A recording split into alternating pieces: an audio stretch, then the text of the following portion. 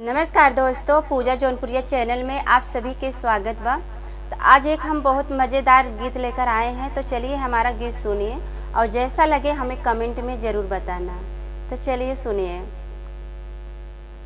मोरे पीछवरवा सहजन का पेड़वा, मोरे पीछवरवा सहजन का पेड़वा, सहजन फरेला डारी डारी। हाँ सीताराम के भजो, अरे सहजन फरेला डारी डारी। हाँ सीताराम के भजो।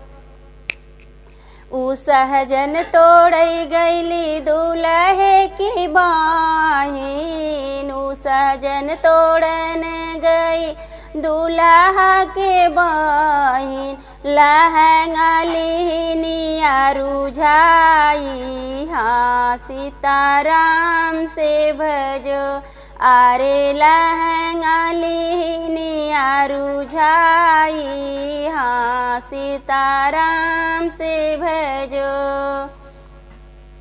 लहंगा छोड़ावी गए भैया हो कवन रामा, लहंगा छोड़ावी गए भैया हो कवन रामा। लहंगा उठाई मजा मारई, हाँ सीताराम से भजो, अरे लहंगा उठाई मजा मारई। हाँ सीताराम से भजो।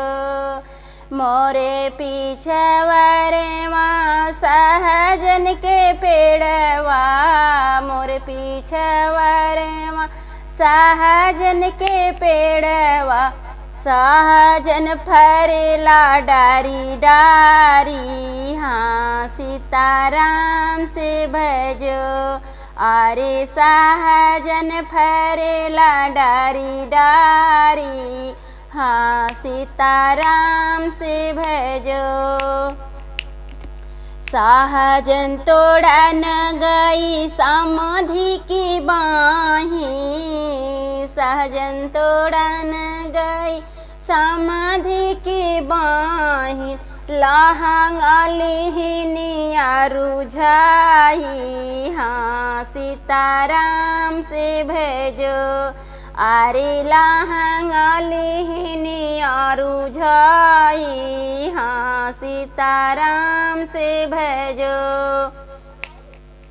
लहंगा छोड़ावे गए भैया हो कवन रामा, लहंगा छोड़ावे गए भैया हो कवन रामा। लहंगा उठाई मजा मारई, हाँ सीताराम से भजो, अरे लहंगा उठाई मजा मारई। हाँ सीताराम से भजो। तो दोस्तों, मेरा गीत ये कैसा लगा आप सबका, पूजा जौनपुरिया का, तो हमें ज़रूर बताना। तब तक के लिए बाय, अगले वीडियो में मिलते हैं। चैनल को लाइक सब्सक्राइब जरूर करना। धन्यवाद।